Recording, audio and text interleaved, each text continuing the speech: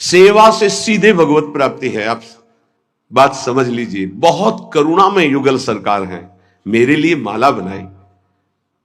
आपको पता नहीं, जब आप फूल उठाते हैं गुंथन करने के लिए, उसे ग्रथित करते हैं, उसे माला रूप देते हैं, वो उसी समय आपके भाव और आपकी क्रिया दोनों को देख रहे हैं। बहुत पुलक करके वो धारण करते हैं। जब कैसे जाना कि पुलक कर, वो पुलकित है तो यहां पुलकन आ जाती है। जब यहां पुलकन आती है तो पता है हमारे स्वामी पुलकित है। स्वामी पुलकित है तो साधन नहीं देखते। ये घर की दासता है। तो दासता दो प्रकार की होती है। एक बाहर का दास लाया हुआ, जो व्यवस्था उसकी मनोकामना पूर्ति अर्थ आदि के द्वारा। एक होता है घर जाया दास, जिसको पेमेंट से मतलब नहीं होती, अर्थ से नहीं मतलब होती, वो केवल सेवा सुख के लिए ही होता है। अपने स्वामी को प्रसन्न देखकर वो गर्वित होता है, आनंदित होता है। ये जो और सेवाएं करते हैं, ये घर जाए दास नहीं है। कुछ तो बहुत विनोद भरी बात होती है जो सेवा शब्द से ही बहिष्कृत हैं। जैसे, हे प्रभु आप हमारा अमुक काम कर दीजिए, मैं आपको 56 भोग लगाऊंगा। घूस नहीं, जैसे कि साहब आप एक काम कर दीजिए, इतने से ऐसी व्यवस्था आपकी कर देंगे। यह देखो ना, हंसी की बात है कि नहीं। अनंत ब्रह्मांडों का भरण पोषण करने वाले प्रभु को प्रलोभन दे रहा है। अब वो 56 भोग लगाएगा तो ललचा के वो काम पूरा कर देंगे। यह देखो ना कैसा मूढ़ता छाई है। भगवान हमारा ये काम कर दो, आपको इतने रुपए देंगे। ऐसे 1,51,000 रुपया चढ़ाएंगे आपके ऊपर। अरे मां लक्ष्मी चरण चापती रहती, बावरे देने लेने की वहां बात मत कर। घर जाई सेवा की यहां बात हो रही है। यह बात समझना। ये जो हम कह रहे हैं एक सेवा भगवत प्राप्ति करा देगी, ये बाहर से आए हुए नौकर की बात नहीं है जो पेमेंट पे है। ये तो उपहासास्पद बात है कि भगवान आप हमारा काम कर दो, मैं आपको ऐसा करूं। इसे सेवा ना पूजा, इसे नहीं कहिए, उपहासास्पद बात है। आप विचार करके देखो तुम्हारी बुद्धि क्या है।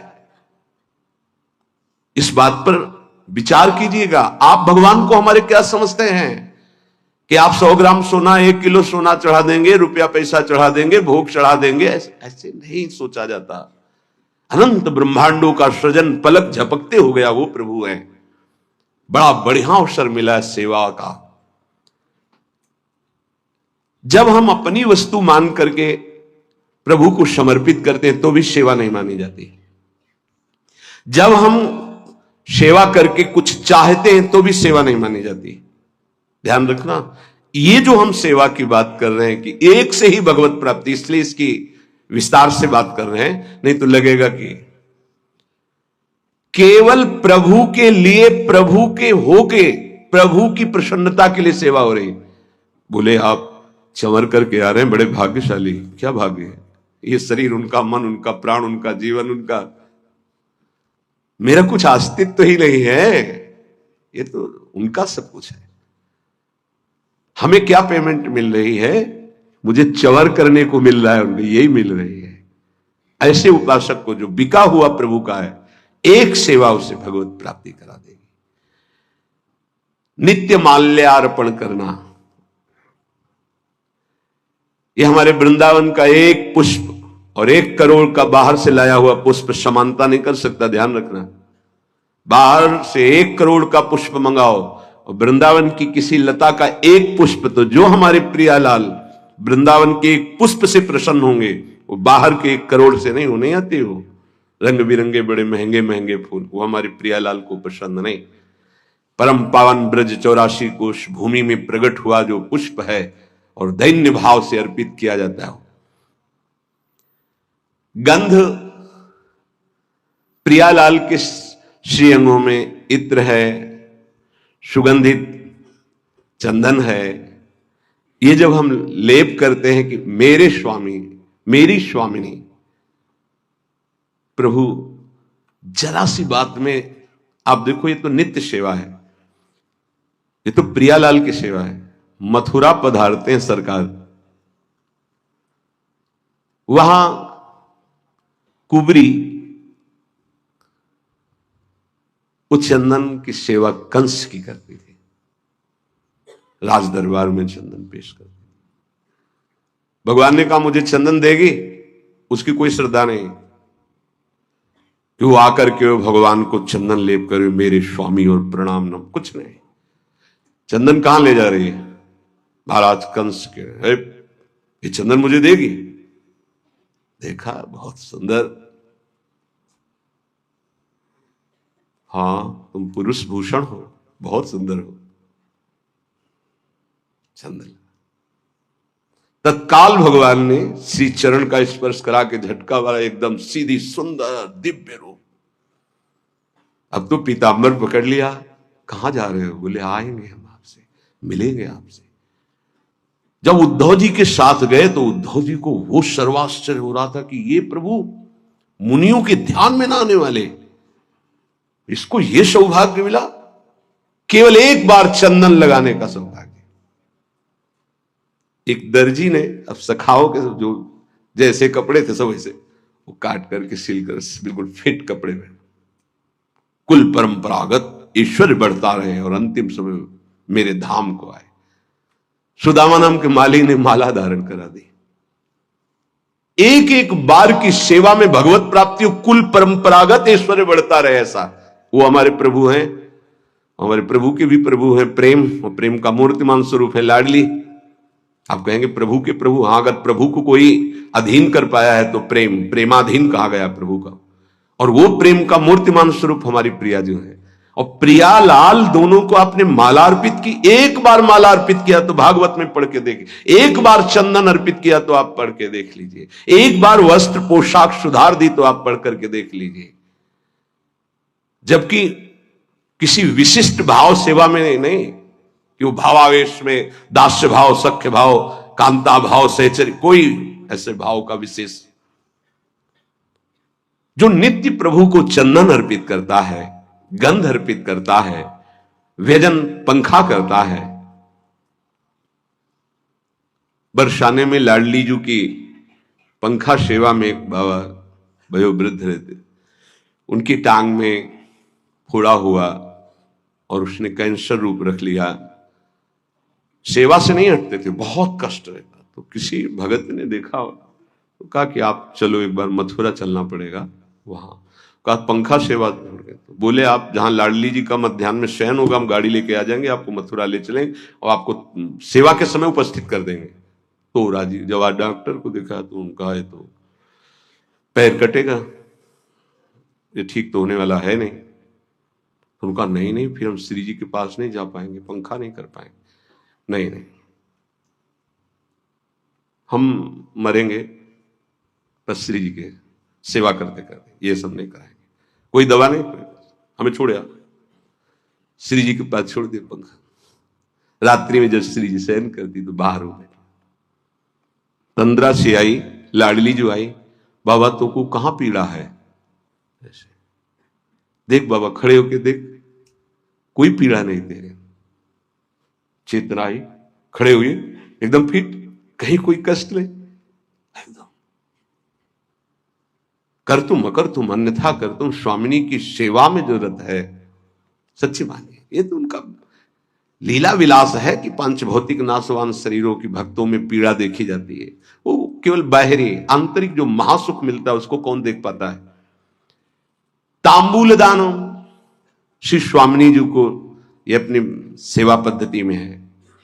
भोग पवाया, आचमन कराया और पान की बीड़ी युगल सरकार को अर्पित की। मृदु मधुर पाद संवाहनम, जब हम श्री जी को शयन करा रहे हैं, ऊपर से वस्त्रावेष्टित किया, भाव में से बैठ गए। प्रिया जू के चरण चाप रहे, लाल जू के चरण चाप। आपको लग रहा है कि खिलवाड़ हो रहा है, इसी से अधीन हो जाएंगे वो। जब एकांत में शांत भाव होकर हृदय से, तो एक दिन देखना आपके ऐसे जो आप कर रहे हैं कि चरण चापने के, उसी में श्री चरण आ जाएंगे। सत्य वस्तु प्रभु है, कोई कल्पना नहीं है। मृदु मृदु पाद संवाहनम। फिर प्रियालाल की हम उत्थापन सेवा करके फिर उनको सुंदर पोशाक, सुंदर माला धारण कराना। ऐसे जो करता रहता है वो महाप्रेमावेश में एक दिन डूब जाता है। महाप्रेमावेश में पुलक शरीर होकर के, देह भाव रहित होकर के वो श्री जी की सखियों में सम्मिलित हो जाता है, राधा दासियों में सम्मिलित। क्या बताया साधन? श्री जी की सेवा, परिचर्या। कब ऐसा होगा? कृपा दृष्टिर्दासे हरि हरि कदा श्यान्मयी तयो रिह प्राप्य कांतम प्रतिदिन मदस्सुर विलप भो। ऐसा हम पर कब कृपा होगी कि मैं हे युगल सरकार आपकी दास्ता से युक्त होकर के अश्रु प्रवाह करता हुआ एकांत में हा मेरी स्वामिनी, हा मेरे प्रीतम विलाप करता हुआ आपकी सेवा में रहूं। अंदर ही अंदर प्रेम विकलता और सेवा में डूबा हुआ हूं। ये वृंदावनाधीश्वरी की सेवा अनंत जन्मों के मानो सुकृत फलीभूत हो गए यदि आपकी श्रद्धा बन जाए, आपकी भावना बन जाए। प्रायः देहाभिमान होने के कारण साधन भाव में त्याग आदि की तरफ जिसमें वाहवाही, उसमें तो रुचि साधक की हो जाएगी, पर जो श्री जी की एकांतिक परिचर्या जिसे कोई नहीं जानता, कोई तुम्हें बड़ाई नहीं, बड़ाई प्रिया प्रीतम देंगे, वहां रुचि नहीं हो पाती। जिसमें चार लोग देखें उसमें रुचि हो सकती है, जिसमें प्रिया प्रीतम देखें उसमें एकांतिक रुचि होना है बड़ी विशेष कृपा की बात। इसीलिए कह रहे कृपा दृष्टि दासे हरि हरि कदा श्यान मई तयो। इस दास पर कभी ऐसी कृपा दृष्टि करो हे हरि, हे प्रभु, हे प्रियाजू, कि आपकी दासता की रुचि हो जाए, बस और कुछ नहीं, आपकी दासता की रुचि हो जाए। स्वयं आचार्य चरण अपने कर कमल से वृंदावन के वृक्षों से, लताओं से गिरी हुई सूखी लकड़ी बीनते थे और रसोई बनाते थे। एक बार नाहरमल जी आए, उन्होंने देखा कि पूज्य सदगुरुदेव भगवान अपने पीतांबर में लकड़ी बीन रहे हैं। ये हम लोग जो पीत वस्त्र धारण करते हैं, ये अपनी स्वामिनी के श्री अंग कांति का भाव करके, और सदा बसंत रहे तो वृंदावन, बसंती रंग वृंदावन की शोभा, और हमारे प्रीतम पीतांबर धारण करते हैं। पूरी उपासना है, ये गुरु प्रदत्त है, कोई मनमानी नहीं कि हम पीला ऐसे मन में आया और धारण कर लिया, ऐसे नहीं। नाहरमल जी ने देखा कि पूज्य आचार्य चरण अपने पीतांबर में लकड़ी ऐसे, लगा मेरे गुरुदेव बहुत तो धनी मानी। उन्होंने कहा जय जय आप रहने दो ना, वो हम धीमर को बोल देंगे, वो बीन करके ढेर सारी लकड़ियां जमा कर देगा। आप महाप्रभु ने कहा होश में हो आप, क्या बोल गए? महाप्रभु के हृदय में दुख पहुंचा इस बात से। परम रसिक महापुरुषों की कृपा से मुझे मेरी स्वामिनी की सेवा मिली, और मेरी स्वामिनी की सेवा को आप धीमर से करवाने की बात करते हो। तुम शिष्य हो हमारे, जाओ मैं तुम्हारा त्याग करता हूं, आज के बाद हमारे सामने मत आना। रजोगुण लेकर वृंदावन आते हो, जानते नहीं हो। स्वामिनी की सेवा को धीमर से करवाने की बात तुमने कर दी। जब श्री जी ने स्वयं महाप्रभु जी से कहा कि इसका कोई दोष नहीं, आपके सुख के लिए कह रहा, शब्दों में त्रुटि हो गई। अगर कह देते प्रभु आप विराजिए, हम बीन करके एकत्रित, तो कहीं तक बात बहुत उचित थी, पर धीमर से करवाने की बात। जब हरिराम व्यास जी आए, महाप्रभु उस समय बटलोई चढ़ाई हुई थी श्री जी की रसोई मनिया करने के लिए। सूचना मिली कि कोई बहुत प्रकांड विद्वान दिग्विजयी पंडित ओरछा के राजा के गुरु हरिराम व्यास जी आपसे वार्ता करना चाहते हैं। पहले को आगे महाप्रभु ने बटलोई उतार के रख दी। कहा कि हम प्रश्न तो बाद में करेंगे, पर प्रभु आपने बटलोई क्यों उतार दी? बोले आपसे बात करनी है ना। बोले हाथों का काम है बात करना, हाथों से सेवा करना और मुख से बात करना, तो हाथों का काम हाथों से होने दीजिए और मुख से बात कीजिए। बोले यहां नहीं होता है, यहां नहीं होता, ये व्यवहार नहीं है, ये प्रेमोपासना है। और तत्काल एक पद की रचना जो श्रीमद चतुरासी जी में, यह जो एक मन बहुत ठौर करी। जरा विचार कीजिएगा किस कोटि का भाव है कि हम मुख से बोल भी नहीं सकते, उस समय जिस समय हम श्री जी की रसोई, तो उसी में पूरा ध्यान मेरी प्रियाजू पाएंगी। हम उस भाव में डूबे हुए, हम तुमसे बात करते हुए ऐसे कि रसोई चढ़ी हुई है तुझसे बात नहीं, सेवा में नहीं, हमारी प्रियाजू पाएंगे, हम भाव में भर कर डूबे हुए। श्री बात कह रहे ऐसा कब हम पर कृपा होगी। बड़ी खास बात पूज्यपाद उड़िया बाबा जी बता रहे, कल इसका बड़ा रसास्वादन हुआ। बाबा कह रहे हैं कि आप जब आचार्य परंपरा से जुड़ते हैं तो उससे विशेष लाभ यह मिलता है कि उस आचार्य परंपरा में जितने उपासना करके सिद्ध हुए महापुरुष, जब आप उनके उपास्य देव और उपासना को स्वीकार करके ईमानदारी से भजन करते हैं, तो जितने सिद्ध महापुरुष उन सबकी कृपा उसको प्राप्त होती, तभी वो बहुत शीघ्र भाव देश को प्राप्त हो जाता है। ये बड़ा आनंददायक वचन मिला। जब हम आचार्य परम, जैसे हम हित जो महाराज जिस आचार्य महाप्रभु हरिवंश चंद्र जी से जुड़े, तो जितने परंपरा में सिद्ध महापुरुष हुए उनको वही मंत्र मिला है, वही उपासना मिली जो हमको कृपा प्रसाद से मिली। तो जब हम अपने उपास्य देव की प्रियता श्री राधा वल्लभ लाल जी के अपने भाव में जितना हमारे अंदर हम सेवा शुरू करते हैं, तो सब आचार्य परंपरा, आचार्य से लेकर परंपरागत जितने सिद्ध हैं सबकी कृपा प्राप्त होती है, जिससे वो उस महान रस को प्राप्त कर पाता है। जितने भगवत स्वरूप हो गए उन सबकी शक्ति उसकी सहायता करती उपासक की, जो आचार्य परंपरा से। इसीलिए आचार्य परंपरा से जुड़ने का बहुत बड़ा महत्व है।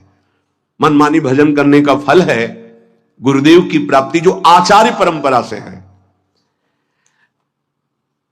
ये नवीन कल्पना करके जो छोटे छोटे समुदाय, तो यहां पूज्यपाद बाबा कह रहे हैं कि समुद्रमयी उपासना, ये कोई सरोवरमयी उपासनाएं नहीं होती कि छोटे छोटे, आचार्य परंपरा से होना चाहिए।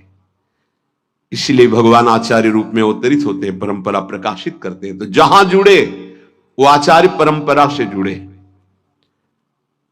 किसी की वाक माधुरी उससे प्रभावित होकर नहीं। पहली बात, शब्द ब्रह्म का ज्ञान और पर ब्रह्म का बोध अत्यंत आवश्यक है जहां हमें जुड़ना है।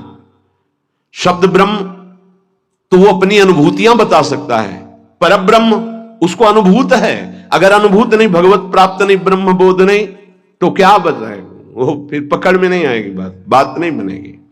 आचार्य परंपरा से गुरुमंत्र उपासना पद्धति करने वाले पर आचार्य परंपरा के समस्त सिद्धों का कृपा प्रसाद प्राप्त होता है। जो तुम्हें मंत्र मिले और उपासना की निष्ठा मिले उसमें पक्के हो जाओ। पक्के, किसी भी स्थिति में अपना मंत्र छूटना है ना उपासना छूटनी, ये पक्का समझ लो, तब पक्के हो जाओगे। चाहे कोई कितनी भी हमारे सामने निंदा करे, कैसी भी परिस्थिति रख दे, हम मंत्र और अपनी निष्ठा से ना डगमगाए।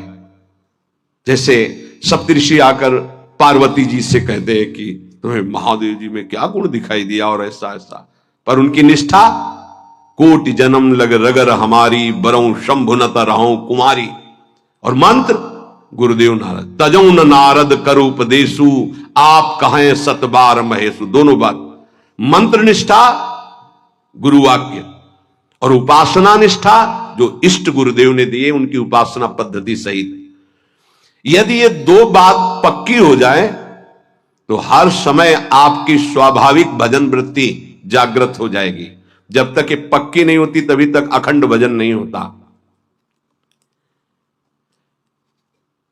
अखंड भजन की जो वृत्ति जागृत होती वो ऐसे उपासक पे होती कि विषय भोगों की उपस्थिति में इंद्रियों का विषय भोग ना करने की प्रवृत्ति होना, बिल्कुल नहीं, रुचि नहीं। हर विषय उपस्थित हो और तुम्हारे अंदर भोगने की इच्छा ना, उससे कहते हैं भजन की वृत्ति जागृत हुई। नारायण हरि भजन में पांचों न सुहात, विषय भोग निद्रा हंसी जगत प्रीति बहुबात। तो देखो अभी भजन कहां है हमारा, कहां भजन की वृत्ति है, कहां निष्ठा परिपक्व है, कहां मंत्राकार वृत्ति है। प्रभु का नाम वांछा कल्पतरु है। फिर उपासक क्यों मांग करता है? मत मांग करो, वो वांछा कल्पतरु, वो देख रहे हैं आपको जो जरूरत है वो अपने आप कर देंगे। गिज्ञाने की मांगने की बिल्कुल जरूरत नहीं। वो कोई अल्पज्ञ तो है नहीं कि हम अपनी बात नहीं कहेंगे तो वो सुन नहीं पाएंगे, देख नहीं पाएंगे, हम नहीं मांगेंगे तो वो जान नहीं पाएंगे। नहीं, सर्वज्ञ हैं, सर्वत्र हैं, सर्वशक्तिमान हैं, उनका विधान परम मंगलमय है। अगर वांछा करनी, आशा करनी, तो एक ही बात की करो कि आप मिल जाओ। आप मिल गए तो सब मिल गया। अखिल कोटि ब्रह्मांडों का स्वामी मेरा हो गया तो सब ब्रह्मांड की वैभव संपत्ति भी तो मेरी हो गई। और सही पूछो तो इच्छा ही खत्म हो जाती है। भगवदानंद का स्मरण होते ही न सोचते न कांक्षति, कोई चाह नहीं, कोई इच्छा नहीं, कोई शोक नहीं। उपासक की सबसे बड़ी उपलब्धि है उपासना में यह मिलती है कि सतत स्मरण किसका चल रहा है यह देखना है। अगर आपका सतत स्मरण भगवान का चल रहा है तो आप भगवान के उपासक हो, प्रियालाल के तो प्रियालाल का, और भोगों का तो भोगों के उपासक हो, भेष कोई भी हो। देखो, एक बात अंदर से समझनी है कि ये वाहवाही उपासना का फल नहीं है, नहीं है। यहां की स्थिति उपासना का फल है, बाहर की नहीं, प्रकृति राज्य नहीं है। ये भागवतिक है। उपासना की सिद्धि यहां देखी जाती है, यहां नहीं देखी जाती, बाहर अंतर देखी जाती है। अंतर में स्थिति क्या है? निरंतर भगवदाकार, मान अपमान निंदा स्तुति आदि में सम स्थिति ठीक है। ये बाहर की तो इसका क्या भरोसा? परिवर्तनशील संसार, परिवर्तनशील शरीर, क्या भरोसा है इसका? ये टिकाऊ चीज नहीं है कि मान लें कि जीवन में हमारे साधना और भजन का फल हुआ कि हमारा नाम हो गया। ये अज्ञान की वृत्ति है, ये साधना की वृत्ति नहीं है, ये उपासक की वृत्ति नहीं है, ये जिज्ञासु या ज्ञानी की वृत्ति नहीं है, ये घोर अज्ञान की वृत्ति है। चार अल्पज्ञ पुरुषों के द्वारा दिया गया सम्मान और उससे हम ये मान ले कि हम महान हो गए, ये अल्पज्ञता ही है, अज्ञान ही है। स्नेह भरा निरंतर स्मरण उपासक की उपासना की परिपक्व अवस्था है। ये बहुत बचना चाहिए सम्मान से, लोकप्रियता से, लोक रिझावे से। इसका कोई अस्तित्व नहीं है, कोई अस्तित्व नहीं है। आपको लगता है कुछ तो है, कुछ नहीं है। जैसे लगता है कि 100 लोग तो प्रणाम करें, कुछ तो है, बिल्कुल नहीं हो सकता, कुछ नहीं हो सकता। ऐसा भी हो सकता है, कितने हजार की भीड़ लगती है। फिल्म वाले जो बना होता, क्या थिएटर कहते, कितने हजार, क्या होता है उसमें, कितने हजार लोगों को आप देखो, दिन भर वहां आना जाना लोगों का चलता रहता है, 3 घंटे का शो चलता है, हजारों लोग होते, क्या होता है? कुछ नहीं, झूठे पे झूठा। तो हजारों लोग मानसिक बुद्धिमान तो है ही, वहां है तो कुछ तो होगा, कुछ नहीं। व्यर्थ का पैसा, व्यर्थ का समय, व्यर्थ का चिंतन, व्यर्थ की लीला, उसमें राजी है। तो 100 लोग हमें प्रणाम कर दिए, नमस्कार कर दिए, हम मान लिए हम कुछ हो गए, कुछ नहीं है, कुछ नहीं, कुछ नहीं, जीरो। बोले बड़ा यश है, जब तक पुण्य है तब तक है, पुण्य खत्म तो अपने आप समझ में आ जाएगा क्या हो। स्थिति पुण्य और प्रभाव, सम्मान, मान, इनसे नहीं होती। 4 लोग जान भी नहीं सकते, बगल से निकल जाए सिद्ध महापुरुष, उनको पता थोड़ी चलेगा। कभी सम्मान और प्रियता को अपनी साधना की स्थिति न समझ ले। साधना की स्थिति स्नेह भरा आराध्य देव का स्मरण और द्वंद्वों में समता, यह प्राप्त हुआ तो साधना का फल मिला। यह सब नहीं, कुछ नहीं भाई, कुछ नहीं। जैसा कह रहे हैं विश्वास करो, कुछ नहीं। चमड़ी और दमड़ी का चमत्कार, पुण्य उसका चमत्कार। चमत्कार यहां का, सिद्ध महापुरुषों का यहां का होता है, हृदय का। लौट कर अपने हृदय में देखो, सम्मान सुख दे रहा है, हां। अपमान बुरा लग रहा है, हां। कुछ नहीं मिला आपको, अध्यात्म का कुछ नहीं मिला। ये तुम्हारे पुण्यों का है खेल। तुम्हारे लिए संसार में कोई निंदा का पात्र है? बोले हां है। कोई प्रशंसा का पात्र है? हां। कुछ नहीं हुआ तुम्हें, कोई ज्ञान नहीं है, कोई तुम्हारे अंदर अध्यात्म नहीं जागृत हुआ। अगर निंदा की जाती तो इस शरीर की, निंदा की जाती तो मन और इंद्रियों की जो विषयगामी है, प्रशंसा की जाती तो सत्य सच्चिदानंद भगवान में स्थिति की, बस। और तो चराचर जगत भ्रम में भटक रहा है, इसकी क्या निंदा? ये सब भगवत स्वरूप खेल हो रहा त्रिगुण माया का। मनुष्य शरीर बहुत मलिन है, इससे एक ही उज्ज्वलता है भगवत प्राप्ति। सबसे बड़ा लाभ है मनुष्य शरीर का भगवत प्राप्ति। ये नहीं हुआ तो बहुत ही गंदा है, कुछ नहीं। भगवत भजन होके भगवत प्राप्ति नहीं हुई तो इस शरीर की दुर्लभता जो वर्णन की गई है वो भोगों के लिए नहीं है। जब उपासक उपासना में लगता है तो उसको विघ्न डालने के लिए सबसे बड़ा शत्रु खड़ा होता है, जिसका नाम अहंकार है, अभिमान। जहां अभिमान हुआ तो उसका परिचय है कि आप में अभिमान है कि नहीं। जब दूसरों में दोष दर्शन होने लगे तो आप में गुणाभिमान हो चुका है, इसीलिए दूसरों में दोष दर्शन होते हैं। दोष दर्शन करने वाला निंदा करके ही रहेगा, वो दूसरे की निंदा करेगा, दूसरे का अपमान करेगा। उपासना सबसे छोटा बनना सिखाती है, और वो अपने को गुणी मानकर जब दूसरों की निंदा करता है तो उपासना में किया कराया सारा तप सुकृत नष्ट हो जाता है। बहुत ध्यान से इसे सत्संग कहते हैं, जो सत से संग करा दे। उपासक उपासना में देखता रहे कि कहीं किसी बात का अहंकार तो नहीं है, अभिमान तो नहीं बढ़ रहा। वो उसका परिचय यही है, आप निंदा करो या न करो, दूसरों को देख के यदि दोष दर्शन होने लगे तो अपने में गुणाभिमान जागृत हो गया और वो आपको गिराएगा, पक्का गिराएगा। बहुत सावधानी की जरूरत है। तुमको ये नहीं देखना क्या सत्य है क्या असत्य है, तुमको तर्क में नहीं फंसना। तुम्हें जो गुरु जी ने उपासना दी वो परम सत्य है, उसी में चित्त को समर्पित कर दो। जो विषयों से प्रेम करता है वो प्रिया प्रीतम का प्रेमी नहीं होता, जो प्रिया प्रीतम का प्रेमी होता है वो विषयों का प्रेमी नहीं होता। विश्वास करो, ये जीवन केवल प्रभु के प्रेम के लिए प्राप्त हुआ है। अगर हमारे इस जीवन में भगवत प्रेम नहीं हुआ तो कैसा, फिर जीवन का मतलब क्या रहा? प्रेम कहां से प्रकट होता है?